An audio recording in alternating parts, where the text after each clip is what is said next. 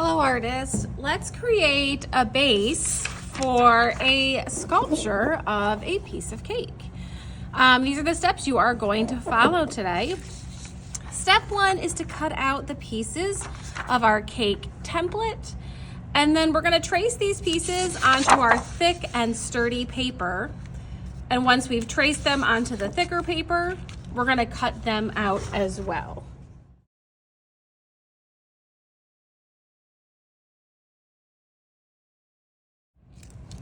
All right, so now that we have all of our pieces cut out, we are going to assemble our cake. I have my crust piece and my two side pieces, and I lined them up so I can tape them together. I'm just gonna carefully try to make them as straight as I can. Tape all the way around, and this tape rips really easy. You don't need scissors to cut it. Go ahead and tape it, and then I'm gonna fold it into a triangle piece, and this is our cake shape.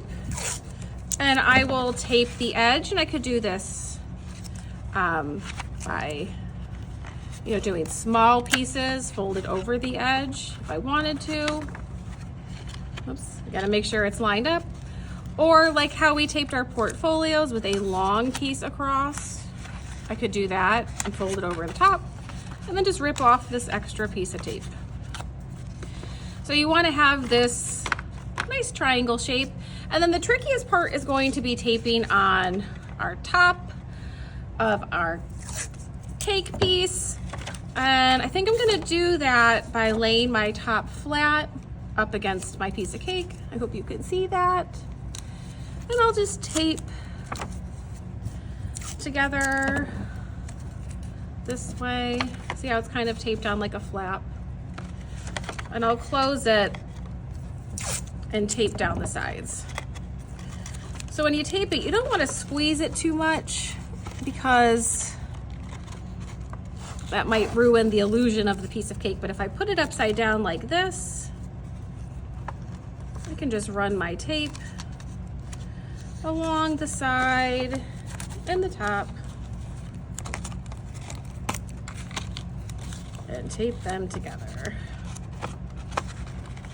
So it might take a few tries, but you want to make sure it's nice and stable and secure so that we can turn this into our sculpture.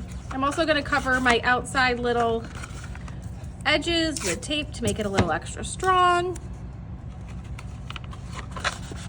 And since the bottom is open, I can always reach inside to support those pieces as I'm taping them together.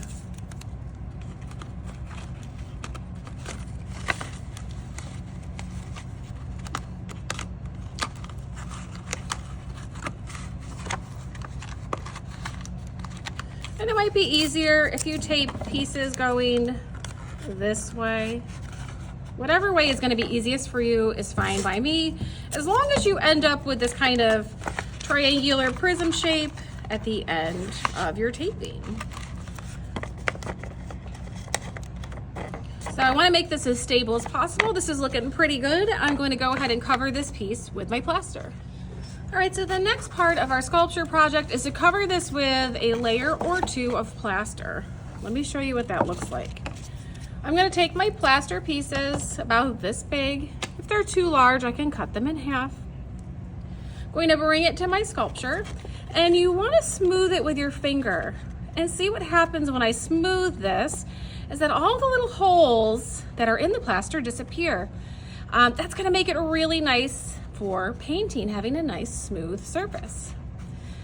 I'm going to cover everything the same way, dipping my plaster in water, placing it on top, and smoothing all those little holes and little open areas away until it's nice and flat. You want it to be very nice and flat so that it's easy to paint and it will look beautiful. So carefully cover the whole thing. Be careful of using too much water because remember, our sculpture is made out of paper, so even though it's strong paper, you want to make sure that you're not soaking your paper so that it collapses.